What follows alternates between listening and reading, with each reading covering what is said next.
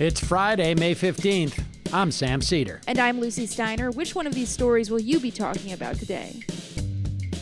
Armed supporters of Donald Trump forced the suspension of democracy in Michigan, and Trump and his cronies warned that Pennsylvania could be next if the governor doesn't go along with Trump's plan to reopen the country. Pandemic be damned. Meanwhile, Trump's international hotel business enlisted government security forces in Indonesia to intimidate villagers who opposed his new golf resort there.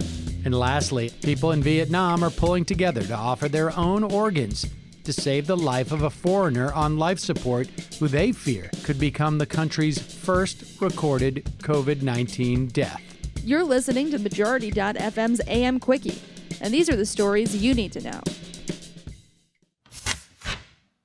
The terrorists won in Michigan, at least for now. 2 weeks ago, dozens of armed Trump supporters swarmed the state capitol in Lansing in support of the Republican campaign to force people back to work despite the ongoing pandemic. Yesterday, legislators abruptly canceled their session for fear of more armed incursions by Trumpists wearing masks and fatigues and carrying long rifles. News reports and investigation by civil rights groups have confirmed that the ranks of these thugs include white supremacists who advocate lynchings and civil war.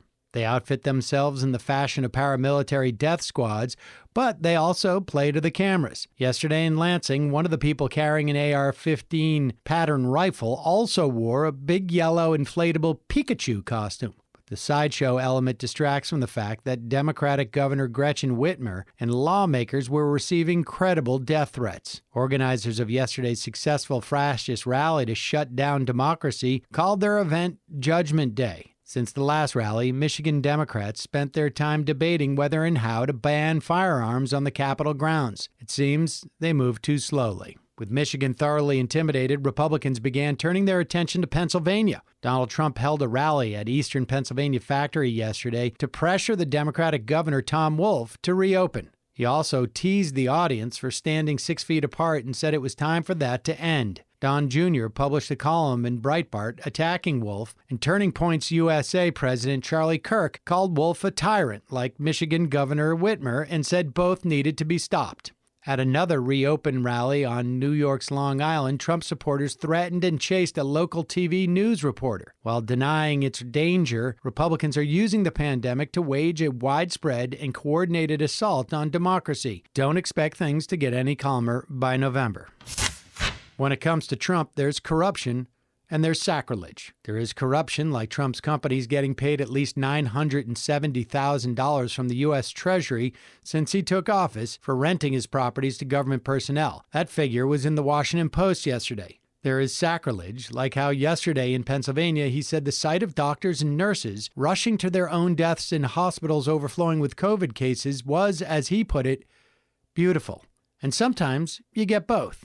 Corruption and sacrilege in one deal. The Post also reported that Trump's big resort project in Indonesia tore apart a Muslim burial ground without informing or compensating families whose relatives were buried there. It's unclear whether the excavation for Trump's hotel and golf course in West Java was even legal. The local contractor claims it was. Doesn't hurt their case that the construction crews were backed by state security forces. Apparently, they were afraid of poor and unarmed villagers opposing the desecration of their family grave plots. One woman who spoke to a reporter had 2 daughters buried at the site. She said, quote, "Who did they think my children were? Dogs?"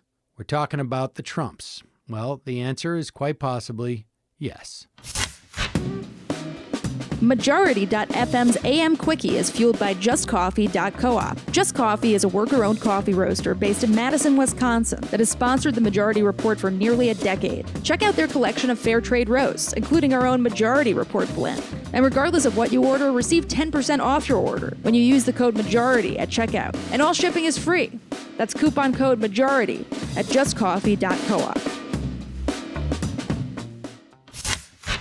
Country of Vietnam is reportedly pulling out all the stops to prevent its first recorded coronavirus fatality. Skepticism in the official figures are warranted, as it is anywhere in the world, but even the financial news service Reuters, along with other international news media with a presence on the ground in Vietnam, said the story is not off base and the country's response has been miles ahead of most of the world. This assessment was backed up by independent international human rights groups, health officials, and diplomats quoted in their reports. Here's how Reuters summed it up. Through aggressive testing and a mass centralized quarantine program, the Southeast Asian country has kept its tally of coronavirus cases to just 288 and has reported no deaths.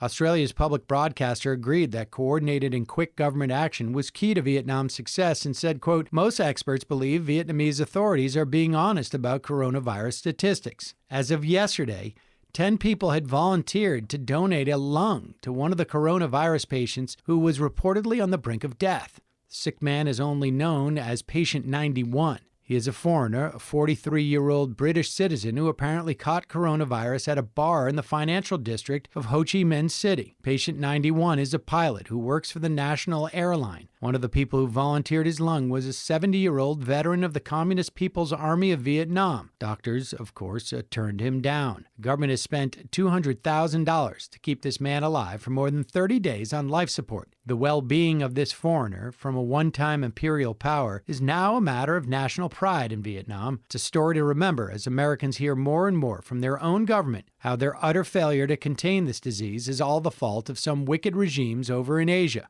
Last night, the lead World Health Organization doctor on COVID-19 told CNN that some of the countries are better prepared than others for the virus's second wave, and the U.S. is reopening too quickly.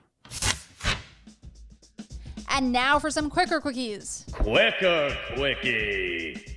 A new Columbia University study covered by the Los Angeles Times predicts a 45% increase in the homelessness this year in the U.S. Going by the federal figures, that would mean at least 250,000 more Americans will be living on the streets by the end of the year. The professor who led the study called the economic situation unprecedented, noting that no one living had seen double-digit increases to unemployment in a single month. Interesting times indeed.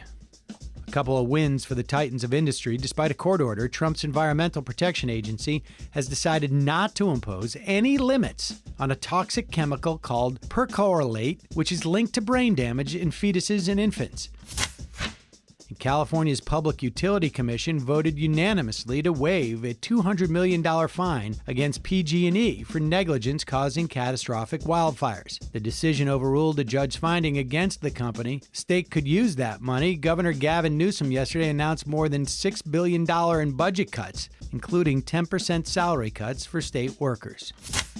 Politico reports congressional Democrats are backing out on a student loan forgiveness plan that was until recently included in a $3 trillion coronavirus relief package of legislation. House leadership was reportedly concerned about the cost of the plan, which grew markedly in a Congressional Budget Office estimate that was released just as the bill was being finalized. Democrats' own amendments will cut the number of borrowers eligible for relief by half. The White House last night was threatening to veto the bill anyway. Richard Burr of North Carolina yesterday stepped down as chairman of the powerful Senate Intelligence Committee one day after the FBI seized his cell phone in an investigation into his stock trades following a coronavirus briefing. Federal investigators are also investigating Senators James Inhofe of Oklahoma, Kelly Loeffler of Georgia, and Dianne Feinstein of California. Feinstein is the only Democrat. Burr's loss of leadership on the committee is reportedly temporary, but of course that all depends on what Attorney General Bill Barr decides to do with the case. Quicker Quickie.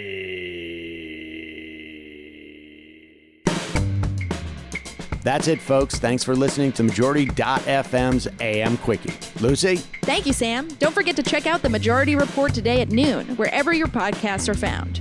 On the program today, David Dayen from the American Prospect and Matt Binder, formerly of the Majority Report, now of Doomed.